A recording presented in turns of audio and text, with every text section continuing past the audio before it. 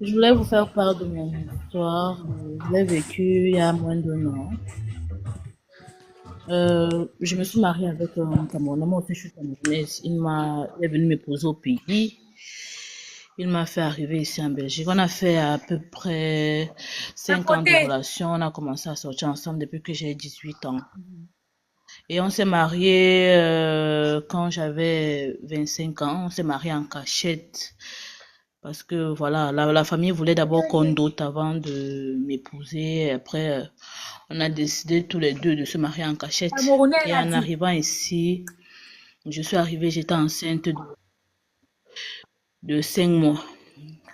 En Cameroun, on est même du même village, on est du centre.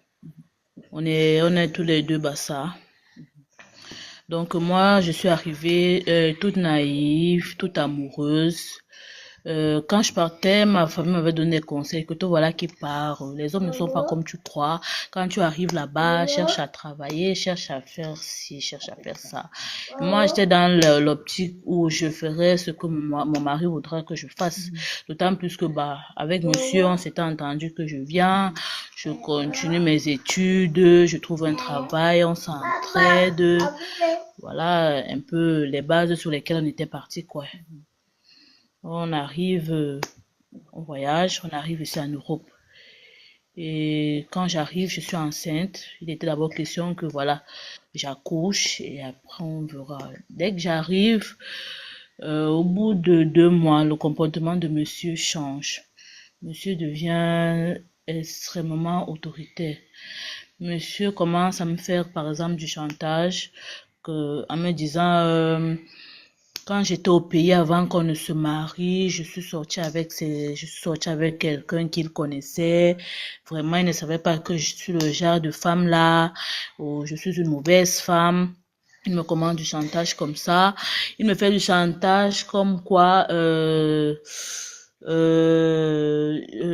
va me ramener au pays dès que j'accouche. Il va faire en sorte qu'on me retire mon enfant. Il me fait des trucs. Moi, je ne savais pas. Je ne connaissais personne. Il ne me permettait même pas de fréquenter quiconque à l'extérieur. Et quand je commençais peut-être à m'entendre avec peut-être la femme d'un de ses amis, il faisait en sorte que la relation se gâte complètement. Et après, pendant que j'étais enceinte, monsieur n'hésitait pas, par exemple, à porter main sur moi. Il m'a frappé la première fois quand j'étais enceinte de mon fils de 7 mois. Il me frappe pas pour une histoire de rien du tout. J'étais partie me coucher. Et il me réveille dans mon sommeil, il me demande pourquoi tu n'as pas préparé. Je dis parce que tu as dit que je ne sais pas travailler de l'argent, je ne sais que dépenser. C'était parce que je lui avais demandé de m'acheter des protèges slip et il me l'a commencé à me dire que je veux lui faire dépenser. Quand je vais accoucher, je vais travailler, je ferai, etc. Je dis ok. Et puis ce jour-là, on s'était disputé pour une histoire de protest. Je suis partie dormir et il est venu me réveiller avec des baffles sur lui. J'étais enceinte de mon enfant. Après, je vais sauter les détails parce que il y a tellement de détails. Je vais juste énumérer juste comme ça. Maman, nous, on Parce qu'il avait y a ça, beaucoup de hein. choses même que j'ai Raconte-nous, on est oubliées. là. Les gens qui disaient que toi qui. Sans compter Attends un que... peu, maman. Oui. Pretty King, toi qui dis qu'elle parle vivement là, ne l'embête pas. Si tu ne veux pas comprendre son genre, si tu quittes. Ouais. Vas-y, quand il y a le Congo, ça, même si tu parles en goutte d'eau, on va comprendre la mer. Même si ça avait les signes, tu ne connais pas, on a activé nos signes. On a activé les satellites. On t'écoute. Et, Une fois, c'est pour sensibiliser. je me suis confrontée, par exemple, au fait que bah, quand tu es enceinte, il y a une baisse d'hormones. Des fois, tu n'as pas envie d'avoir des rapports sexuels, des trucs comme ça. Quand je lui dis non, je suis fatiguée, je ne me sens pas bien, il me fait euh, il me bat et il me viole, des trucs comme ça. Bon, moi, ça me faisait mal. J'ai essayé de me Mais elle plaindre, dit que par tu n'y as exemple, dans ma forcé, famille, on pardon. me Dit que tu n'y disait as que forcé. c'est le mariage, il faut supporter. Ça va aller. Voilà. Ah oui, ok, d'accord, Oui, tu désolé. connais que les lives Il me stream, niaise c'est forcé, facile à voilà. TikTok. On me dit c'est le mariage, d'accord. non, c'est le mariage, support, ça va aller et tout et tout. J'ai dit, ok, ça va, le temps passe, à la fin de la grossesse semble difficile et je passe même par une césarienne pour avoir mon fils. 2 mois après, on découvre que j'ai une tumeur. Dieu merci, tout s'est bien passé. J'ai été opérée, tout s'est bien passé. Et après, monsieur se lève un matin, il me dit, comme je crois que l'argent est facile, parce que je me plaignais du fait que ben, je suis à la maison, je ne travaille pas, j'ai pas l'argent, il me donne absolument rien. J'aimerais aussi, j'ai des besoins. J'aimerais aussi aller au supermarché, faire des courses pour la maison, faire des trucs pour la maison. Je me sens complètement inutile, des trucs comme ça. Un bon matin, il se lève, il me dit que, ok, je t'inscris, tu vas chercher un emploi. Je dis, ok, je suis super heureux, je suis super contente. Quand on y va, il m'inscrit. Quand le moment arrive, maintenant que je commence à chercher l'emploi, monsieur s'y oppose complètement. Quand on me donne un rendez-vous pour un entretien, il m'interdit de sortir. Il me dit si je traverse la porte que je sorte pour de bon. Finalement, et monsieur a commencé à chercher à ce que je tombe enceinte le plus vite possible. Et je ne devais pas, je venais de subir une grosse intervention. Il me disait non, ne t'inquiète pas, les médecins savent quoi ce qu'ils disent, tu es déjà guéri, tout va bien et tout. Mon fils avait 6 mois et je tombe enceinte encore. Et juste après que je sois tombée enceinte, monsieur, il dit, il y a des cérémonies traditionnelles en Afrique, il devait devenir patriarche. Allons au Cameroun faire les cérémonies et tout et tout. On y va avec mon fils, j'étais enceinte de 3 mois. Quand on voyage, arrivé là-bas après les cérémonies, les quelques membres de ma famille qui sont venus, parce que moi j'ai perdu ma maman, j'ai grandi sans mon papa, mes oncles et frères qui étaient arrivés et une tante à moi. Quand la cérémonie finit et tout, vers la fin, quand il faut que tout le monde commence à partir, chacun rentre chez soi. Il fait asseoir les membres de la famille. Voilà, à la fin des rites, voilà. Quand il fait asseoir ma famille, il a dit, bah, en fait, je suis venu vous dire que je suis venu abandonner votre fille ici pour une période de 7 mois parce que vous lui avez donné une mauvaise éducation. Vous ne savez pas, vous n'avez pas bien éduqué votre fille. Oui. Presque du même village. Il me dit, je suis venu vous donner votre fille pour que vous puissiez refaire son éducation parce que elle n'écoute pas ce que je lui dis. Je lui demande de ne pas travailler et elle veut forcer pour travailler. Ma famille ne comprend pas ce genre de décision. Bah, ils commencent à se disputer, ils commencent à se quereller. Ça s'est vraiment mal fini parce que ma famille disait qu'il m'a pris, j'étais en bonne santé, tout va bien, tout allait bien, je n'avais jamais eu de problème de santé. À peine j'arrive, j'ai une tumeur, je commence à avoir des maladies bizarres. Pire encore, il vient me laisser enceinte juste parce que je me suis opposée à lui sur le fait que je voulais. Si je peux t'interrompre, mais sachant que les tumeurs, des fois, c'est le coup de stress. Comme tu n'étais pas bien, tu étais stressée là-bas. Continue, maman. Non, mais en fait, la mienne, elle était, en fait, je l'avais, et comme on m'avait expliqué à l'hôpital, je l'avais depuis la naissance, et elle s'était elle avait vraiment grossi. Bon, je l'avais, et je ne savais pas que j'avais une chose pareille. Non, ça va, prends ça. Je ne savais pas que j'avais une chose pareille. Donc, c'était une très grosse intervention, mais tout s'était bien passé quand même. Donc, comme ça, il décide de m'abandonner. Je fais une grosse dépression face à tout ça. J'ai failli me ôter la vie. J'ai failli me ôter la vie après ça. Ton passeport était où? Parce qu'il était vraiment parti, il m'avait abandonné. Va d'abord lui donner quelque chose. Même si un goûter. Il avait pris le passeport. Il avait pris le passeport des enfants. Il a pris ma carte de séjour. Et moi, à cette période, j'étais tellement naïve. La seule chose que je ne savais même pas quoi faire. J'étais perdue. Ma famille était complètement remontée contre lui. Et on me disait que si tu rentres, comme il a dit, il revient encore te chercher et que tu rentres, que quand tu arrives, tu le dénonces et tout. Bah, au bout de 2 mois, parce que à un moment, ça n'allait pas du côté de ma santé, je commençais à avoir des douleurs, j'avais mal, j'ai fait une dépression, et et quand j'avais essayé de tenter à mes jours, il m'a appelé pour me dire que bah si je perds la vie, il viendra m'enterrer, il se fiche complètement. Finalement, les membres de sa famille à lui ont dit, bah voilà, te voilà qui vient avec une femme ici, tu l'abandonnes, elle est enceinte, elle a été malade, sache du moins que s'il lui arrive quelque chose, sache que tu seras tenu pour seul et même responsable. Et chez nous, ça ne fait pas beau que tu perdes une femme enceinte. Et tout le monde va dire que c'est toi qui a fait ça à ta femme. Je pense que c'est ce qui lui a fait changer d'avis et il m'a renvoyé mes documents et il m'a fait remonter en Europe. Et 2 mois après que je sois arrivée, je suis tombée gravement malade. Les disputes ont commencé. Il a fait en sorte que je ne parle plus aux membres de ma famille. Il m'a complètement écarté tout le monde. Je n'avais plus le droit de parler à personne. La seule personne que je pouvais parler, ce n'était que lui. Il contrôlait mes appels, il contrôlait qui m'appelle, qui ne m'a pas appelé. Est-ce que réellement je ne parle pas avec les membres de ma famille? Est-ce que il vérifiait tout ça?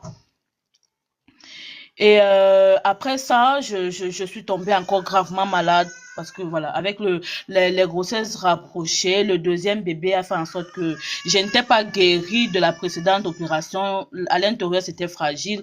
J'ai eu une occlusion intestinale. Ça a failli me coûter la vie. Et il faut noter que pendant que j'étais malade, monsieur avait complètement refusé de m'accompagner à l'hôpital. Il m'avait dit si je meurs, il s'en fiche complètement. Il m'a pris mon téléphone, il m'a pris les clés de la maison, que d'une fois je sors, je ne reviens plus. Je suis sortie en plein 23h toute seule, en pleurant dans la rue. Oh, pardon, excusez les pleurs, j'ai des enfants. Ça va. Non, tu sais que des fois, si tu as l'ordinateur ou le téléphone, Donc, mets un peu pas de patrouille là-bas. Tu sais que des fois, si tu les mets un petit pas de patrouille là, ils vont regarder.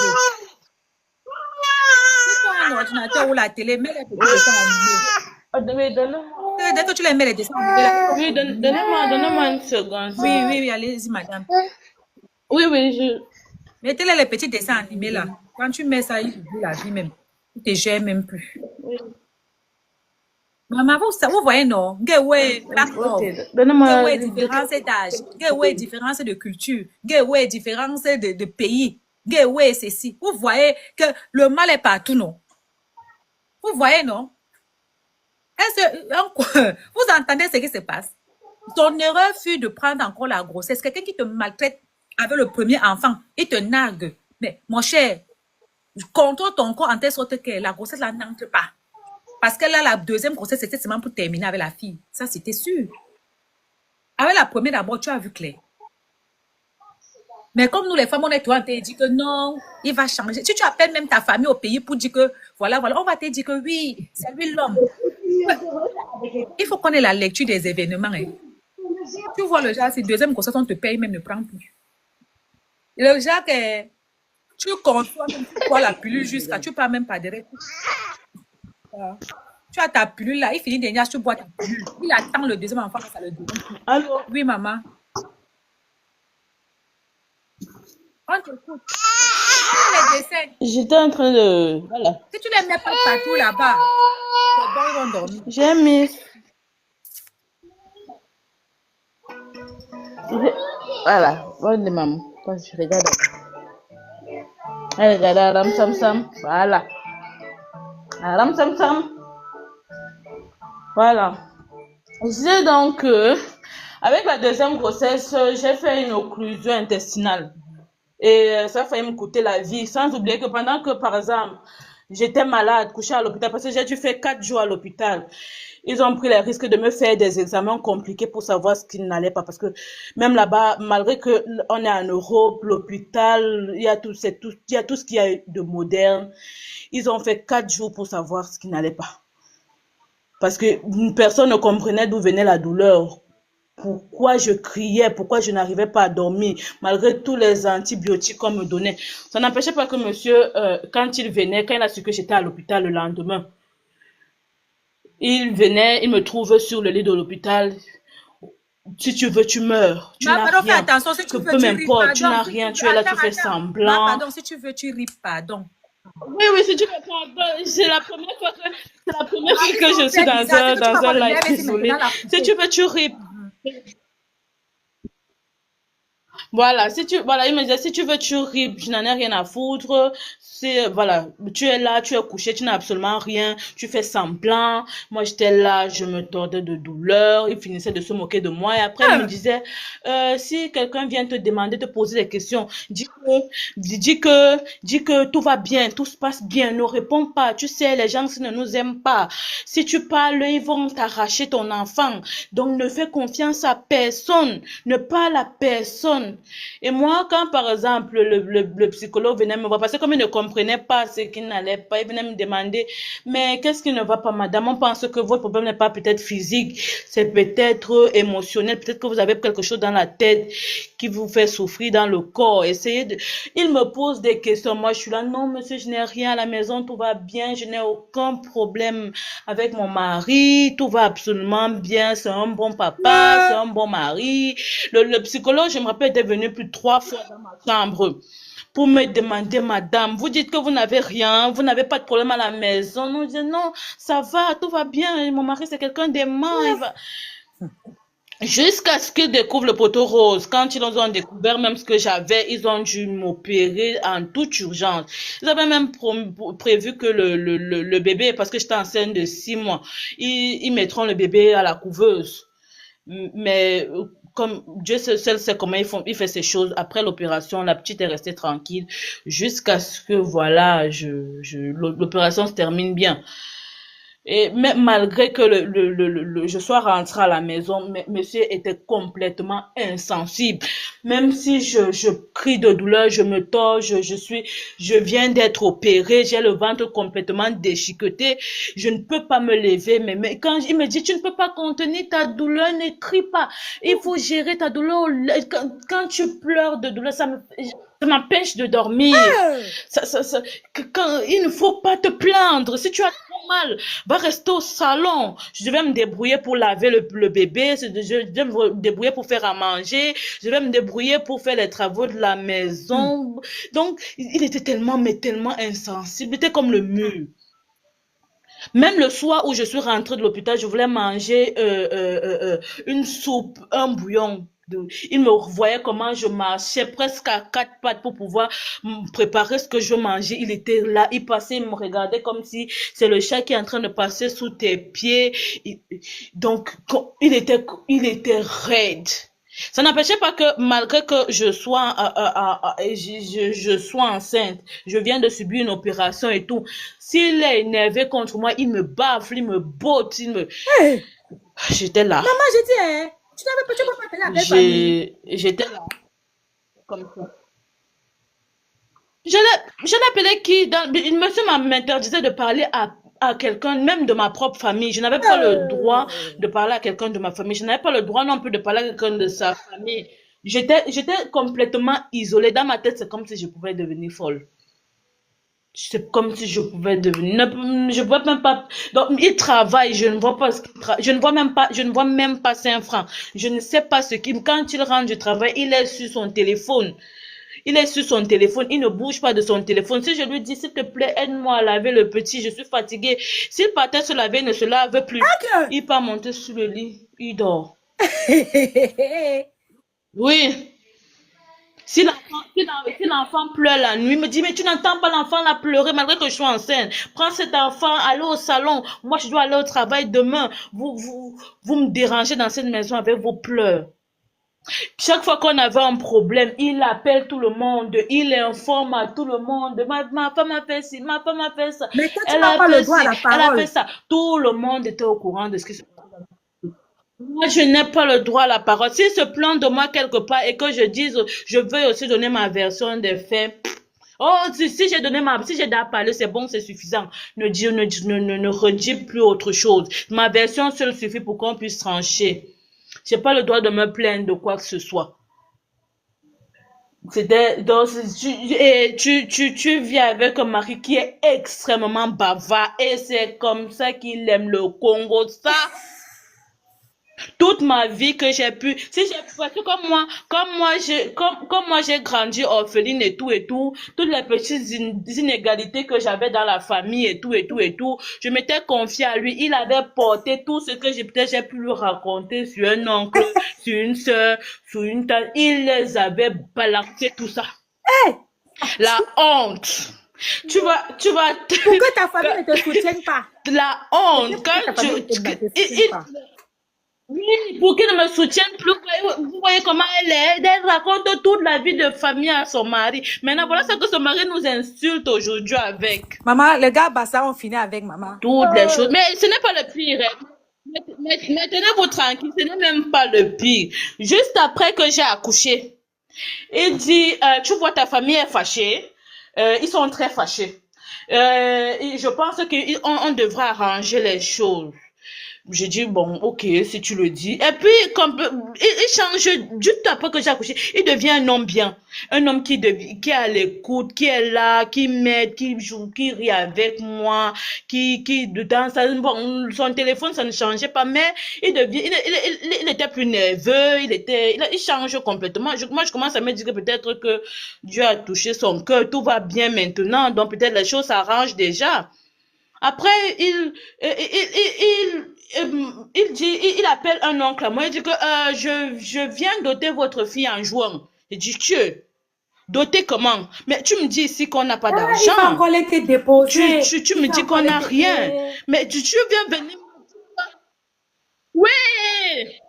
Il m'avait pris le tout là. C'était mon fils n'avait même pas 2 ans. Mon bébé avait 5 mois.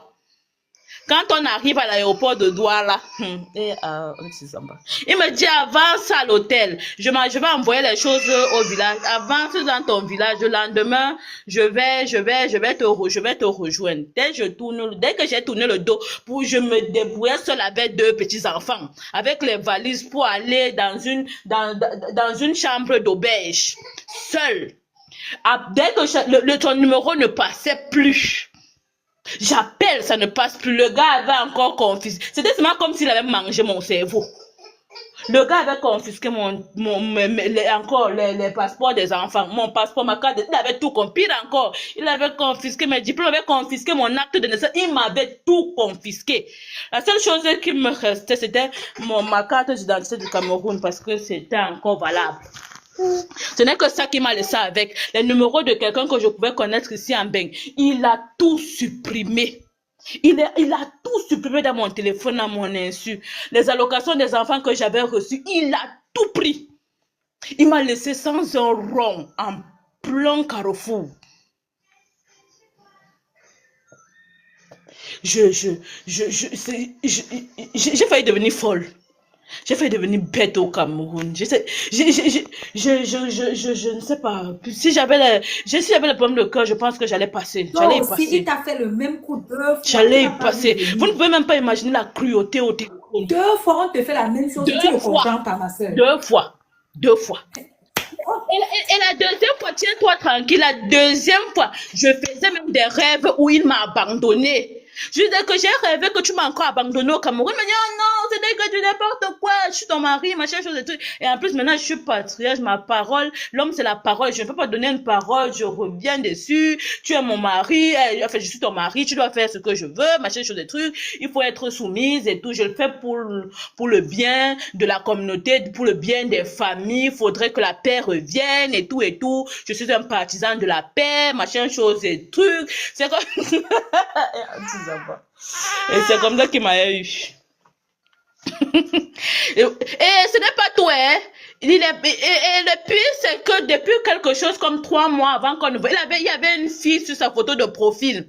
Il m'a dit que c'est une cousine à lui.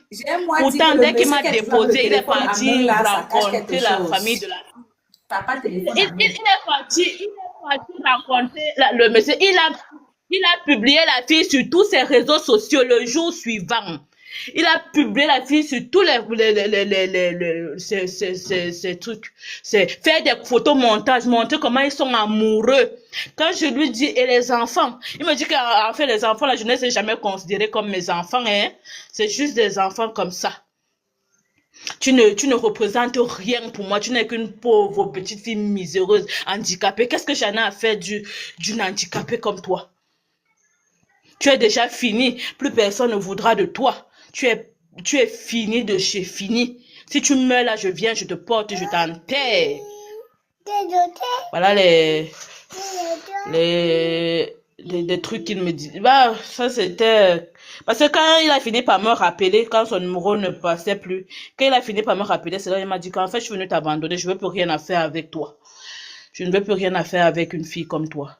Tu es fini, tu es handicapé, tu n'es plus rien. Tu ne représentes plus rien. Donc, voilà ce que mon frère Bassa m'a fait. Manya, tu es où maintenant? Tu es où maintenant? Je suis revenue avec... je suis en Belgique, j'ai réussi à revenir. Vous voyez, non, les filles. J'ai réussi à revenir malgré que... Il a fait tout ça. Oui. Comment tu as fait encore? Pourquoi il t'a fait? Parce que après, comme Dieu seul sait comment il fait ses choses, j'avais fait les photos des passeports de mes enfants en me disant on ne sait jamais. C'est ce que je Et vous ai malgré dit, tout ce donc, qu'il a pu scannez supprimer vos dans mon documents, téléphone, il mettez n'a pas dans vu les vos boîtes photos mail. des passeports. Scannez vos documents, vous mettez dans vos boîtes. Mais quand tu scannes ton document, tu mets dans le... On ne peut Eh pas oui. t'abandonner. On t'abandonne, tu repars encore dans ta boîte mail, tu ouvres n'importe où. Parce que la boîte mail que tu vois là, il y a même son corbeil. Mais tu ne dis à personne. Là-bas, quand t'abonnes, tu prends seulement tes numéros de visa. Lui, il avait supprimé tous les messages de ma boîte mail, toute la mémoire de ma boîte mail, il avait tout supprimé. C'est dans ma galerie qu'il y avait les photos là. Il faut toujours avoir une boîte mail que toi seul tu